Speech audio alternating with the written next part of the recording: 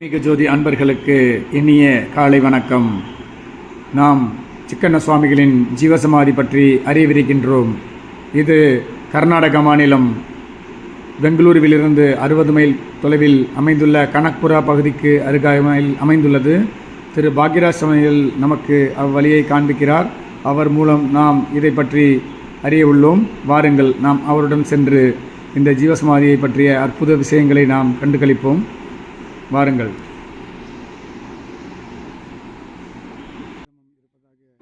இந்த பகுதி அர்காவதி என்னும் ஆற்றுப்படுகையில் மிகவும் அருமையான ரம்மியமான சூழ்நிலையில் அமைந்திருக்கிறது. அந்த ஆற்றுப்பகுதி தான் இங்கே நாம் கண்டு கொண்டிருக்கின்றோம். இது வற்றாத ஜீவநதியாக ஆதி காலத்திலிருந்து அறியப்படுகிறது. இதோ நாம் அந்த ஜீவசமாதியை நோக்கி வந்து கொண்டிருக்கின்றோம். இது மிகவும் அடர்ந்த வனப்பகுதி போன்று காட்சியளிக்கிறது. எங்கு பார்க்கினும் அமைதியான சூழல். அருகிலேயே ரோடு இருப்பினும் இங்கு ஆரவாரங்கள் இல்லை, அமைதியே தவழ்கிறது. 2 ஜீவசமாதிகள் நமக்கு காண்பிக்கப்பட்டது. இது சிக்கண்ண சுவாமிகளின் சிஷ்ய பரம்பரையில் வந்த ஒருவர் என்று அறியப்படுகிறது. அவரின் பெயர் எதுவும் நமக்கு இங்கு சொல்லப்படவில்லை. அவருக்கு அருகிலேயே மற்றொரு ஜீவசமாதியும் இருக்கிறது.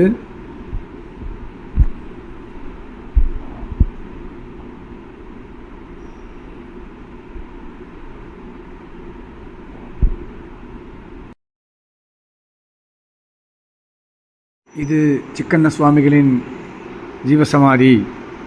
இது சுமார் 200 வருடங்களுக்கு முன்பு இங்கு சில அன்பர்களால் கண்டறியப்பட்டது. இந்த இடத்தை தற்சமயம் திரு மூர்த்தி சுவாமிகள் என்பவர் பார்த்து கவனித்து அந்த ஜீவசமாதிக்கு தினந்தோறும் பூஜைகள் செய்து வருகிறார். இவர் சுமார் 35 வருடங்களாக இந்த பகுதியில் வாழ்ந்து வருவதாக கூறப்பட்டது. மேலும் அவர் இந்த பகுதியில் உள்ள அனைத்து அன்பர்களுக்கும் இலவசமாக ஆயுர்வேத மெடிசன் போன்றவற்றை செய்து கொடுத்து அங்கு பல நல்ல விஷயங்களை செய்து வருகிறார். அவருக்கு உதவுவதற்கு தான் யாருமில்லை, தனியாக ஒருவர் இருப்பதனால் திரு பாக்யராஜ் சுவாமிகளும் அவருடன் சேர்ந்து இந்த ஆன்மீக பணியை அரும்பாடுபட்டு செய்து வருகிறார்கள் என்பதை அறியும் பொழுது மிகவும் சந்தோஷமாக இருந்தது. இந்த பகுதி மிகவும் ரம்மியமான அமைதி சூழும் அற்புதமான பகுதி. இங்கு வரும் அனைவரும் மன நிம்மதியுடனும் மனதில் உள்ள கஷ்டங்களும் வாழ்க்கையில் தாங்கள் அனுபவித்த கஷ்டங்களையும் இங்கே விட்டுவிட்டு போவதாக நம்பப்படுகிறது. அந்த அளவுக்கு இங்கு அமைதி தவழ்கிறது.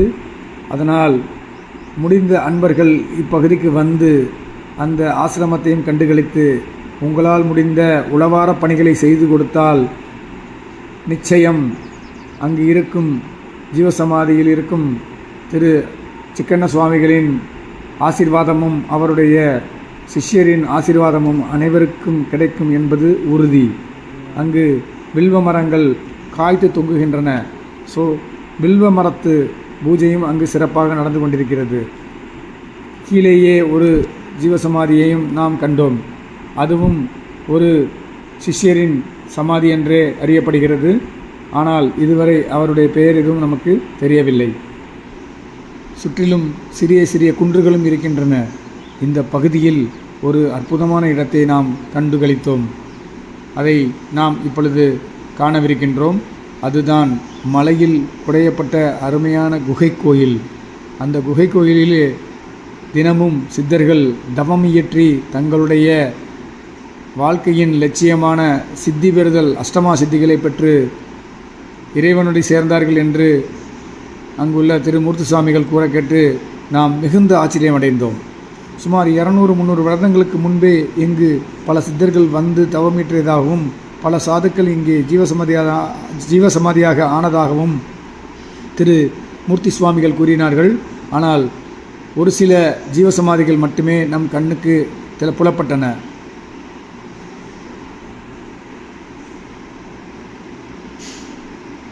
இந்த குகை கோயில் ஜீவசமாதிக்கு அருகில் இருப்பதால் நாம் அங்கேயே அமர்ந்து சிறிது நேரம் தவமேற்றினோம். மிகவும் மன நிம்மதியும் அற்புதமான சில காட்சிகளும் அங்கே கிடைக்கப்பெற்ற பல ஞானிகள் நம்மிடம் பகிர்ந்து கொண்டார்கள். அவர்களில் ஒருவர்தான் திரு பாக்யராஜ் சுவாமிகள். பாக்யராஜ் சுவாமிகள் கடந்த 3 மாதங்களாக இங்கு தினமும் வந்து செல்வதாக கூறினார்கள். அவர் தமிழ்நாட்டைச் சேர்ந்தவர் ஆவார். ஆனாலும் இந்த சிக்கண்ண சுவாமிகளின் ஈர்ப்பால் தன்னால் முடிந்த அளவுக்கு இங்கு வந்து உதவிகள் செய்து இங்குள்ள மக்களுக்கும் தொண்டு செய்கிறார். அருகிலுள்ள சிறுவர்களுக்கும் இவர் தனக்கு தெரிந்த ஆங்கில பாடங்களையுமே எடுத்து தினமும் 2-3 வேளை அங்குள்ள ஜீவசமாதிகளுக்கு பூஜைகளும் செய்து வருகிறார். மேலும் தான் தனி ஒரு ஆளாக இருந்து அந்த இடங்களை சுத்தம் செய்து உழவார பணிகளும் செய்து வருகிறார். கூடவே யார் வந்தாலும் அங்கு உணவும் பரிமாறுகிறார். இந்த நல்ல விஷயங்கள் அங்கு மேலும் சிறப்பாக நடக்க வேண்டும். பல பேர் இங்கு வந்து இந்த ஆசிரமத்தை முன்னின்று நடத்த வேண்டும் என்று நம்மிடம் கூறினார். அதற்காகவே இந்த வீடியோ உங்கள் முன் சமர்ப்பிக்கப்படுகிறது. அன்பர்களே, ஆன்மீக நண்பர்களே, ஜீவசமாதியின் உயிரோட்டம் மிகவும் துடிப்புள்ளது. நீங்களும் உங்களால் இயன்ற வரை இந்த ஜீவசமாதிக்கு சென்று உங்களால் முடிந்ததை செய்து பாருங்கள். பணம் காசு தேவையில்லை, உங்களுடைய பணிகளே போதுமானது. பணிகளை செய்து நீங்களும் சித்தர்களின் ஆசீர்வாதத்தையும் அருளையும் பெற்று வாழ்வில் எல்லா முன்னேற்றமும் அடைய வேண்டும் என்பதே எமது குறிக்கோளாகும். அதனாலே யாம் அங்கு சென்று ஜீவசமாதியின் முக்கிய விஷயங்களை மக்களுக்கும் பகிர வேண்டும் என்ற எண்ணம் ஏற்பட்டது. அதனாலேயே இந்த வீடியோ. அனைவரும் ஒரு முறை முடிந்தால் செல்லவும். இந்த இடத்திற்கு செல்வதற்கான வழிமுறைகளை நாம் உங்களுக்கு தெளிவாக சொல்கின்றோம். ஒரு முறை கேட்டுக்கொள்ளுங்கள். பெங்களூருவிலிருந்து 60 கிலோமீட்டர் தொலைவில் கனக்புரா பகுதி உள்ளது. அங்கிருந்து பேகுப்பே சர்க்கிள் என்னும் இடத்தில் இறங்கி சுமார் 200 மீட்டர் தூரம் நடந்தால் சிக்கண்ணா ஆசிரமம் வந்துவிடும். அங்குள்ள எந்த ஒரு மனிதரிடமும் சிக்கண்ணா ஆசிரமம் எங்குள்ளது என்று விசாரித்தால் போதும். அவர்கள் உங்களுக்கு வழியை காட்டுவார்கள். முடிந்தால் அங்கேயே கொண்டே உங்களை விட்டுவிடுவார்கள். அன்பர்களே, வாருங்கள். திரு பாக்யராஜ் அவர்கள் அங்கு இருக்கின்றார். அவரிடம் நாம் சில விஷயங்களை கேட்டு தெரிந்து கொண்டால் இந்த ஆசிரமத்தை பற்றிய பல தகவல்களும் உண்மைகளும் நமக்கு அறிய வரும். அவரிடம் சென்று நாம் இப்பொழுது கேட்கலாம். வாருங்கள். வணக்கம் திரு பாக்யராஜ் ஐயா அவர்களே. ஜீவசமாதி இருக்குன்னு கேள்விப்பட்டு வந்தோம்.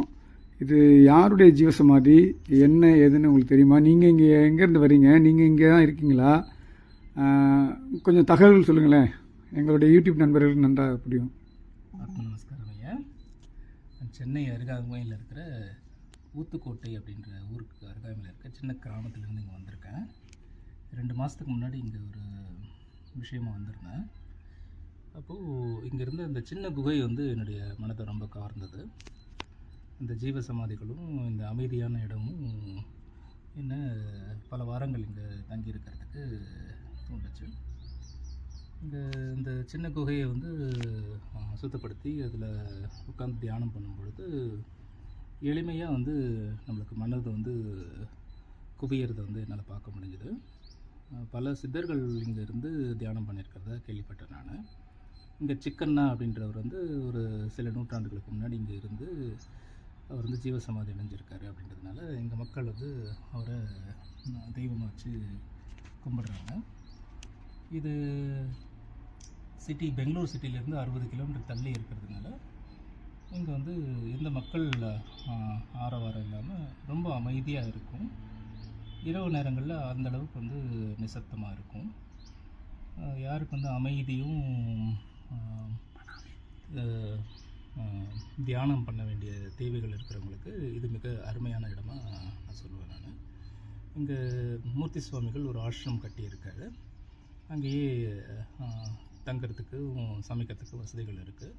எவ்வளோ நாள் வேணாலும் யார் வேணாலும் இங்கே இலவசமாக இருந்து தங்கிக்கலாம். சாப்பாடு வசதிகள் இலவசமாக போடப்படும். தியானங்கள் சொல்லித்தரலாம். இந்த தியானங்கள் அவங்களுக்கு தெரிஞ்சது இங்கே பண்ணிக்கலாம். அனைவரும் வாங்க. இந்த அமைதியை நீங்கள் கண்டிப்பாக உணர்ந்து பலன் பெறலாம் ஐயா. ஏன் நல்ல தகவல்கள் சொன்னதுக்கு ரொம்ப நன்றி. இந்த இடத்துக்கு எப்படி வரணும்னு நீங்கள் சொல்லலை, அதனால் அந்த இடத்துக்கு எப்படி வரணும், அப்புறம் வந்து இந்த சிக்கண்ணான்னு சொன்னீங்க இல்லையா, அவர் வந்து ஜீவசமாதி ஆகிருக்காரு. பக்கத்துலேயே 2 சமாதிகள்லாம் நம்ம பார்த்தோம். அது யார் என்னங்கிற டீட்டெயில் சொல்ல முடியுமா? உங்களுக்கு என்ன தெரியுமோ அந்த தகவல்கள் சொல்லுங்கள் ஐயா. இது பெங்களூர்லேருந்து 60 கிலோமீட்டர் தள்ளி கனகபுரா அப்படின்னு ஒரு சின்ன ஒரு டவுன் இருக்குங்க. அங்கே பஸ் வசதிகள் இருக்குது, அரை மணி நேரத்துக்கு ஒரு பஸ் இருக்குது. பஸ்ஸில் வந்துட்டிங்க அப்படின்னா அங்கேருந்து லோக்கல் பஸ்ஸில் ஏறி பேக்குப்பே சர்க்கிள் அப்படின்ற இடத்துல இறங்கி நீங்கள் இங்கே ஆசிரமம் அப்படின்னு கேட்டிங்கனாலே சொல்லிவிடுவாங்க. 2 நிமிஷம் நடக்கிற தூரத்தில் தான் இந்த ஆசிரமம் இருக்குது. இவர் சிக்கண்ணா அப்படின்றவர் வந்து இங்கே வாழ்ந்து சித்தர் அவர் மடிவாலா அப்படின்னு சொல்லக்கூடிய வண்ணான் குளத்திலிருந்து பிறந்தவராக சொல்கிறாங்க. போன நூற்றாண்டோ அதுக்கு முந்தின நூற்றாண்டோ இருந்திருப்பாருன்னு தெரியுது. இங்கே ஒருத்தரும் ஒரு தகவல் சொல்கிறாங்க. அவர் மட்டும் இல்லாமல் 2 ஜீவ சமாதிகளும் இருக்குது. அதை பற்றி சரியான தகவல்களை இன்னும் என்னால் தெரிஞ்சுக்க முடியல. ஆனால் இங்கே நல்ல அமைதி கிடைக்குது அப்படின்றது நான் உணர்ந்தது வந்து உங்கள்கிட்ட நான் பகிர்ந்துக்கிறேன். ஐயா, நல்ல இடம் அது. அனைவரும் வாங்க, எல்லோரும் வாங்க. நன்றிங்க ஐயா, ரொம்ப நன்றி உங்கள் தகவலுக்கு. இது வந்து நல்லபடியாக ஆன்மீக அன்பர்களுக்கு சென்றடையணுங்கிறது தான் எங்களுடைய எண்ணமும் நோக்கமும். ஏன்னா நாங்கள் இந்த ஆன்மீக ஜோதி சேனல் வாயிலாக பல சித்தர்களுடைய ஜீவசமாதியை போய் பார்த்துட்டு அவர்களுக்கு எங்களால் முடிஞ்சதை நாங்கள் செய்கிறோம். அட்லீஸ்ட் பயன்பெறவங்க பயன்பெறட்டுமே அப்படிங்கிற நோக்கத்தில் தான் நான் இந்த விஷயத்தை போடுறேன். ஏன்னா ஒவ்வொரு ஜீவசமாதியை நம்ம கொண்டாந்து நம்மளால் முடிஞ்சதை வெளிக்கொண்டு வந்தோம்னா அது பயனுள்ளதாக அமையும் அப்படிங்கிறது எங்கள் சேனல் வாயிலாக நான் தெரிவிச்சுக்கிறேன். அனைவருக்கும் எங்களுடைய ஆத்ம நமஸ்காரத்தை தெரிவிச்சுக்கிறோம்.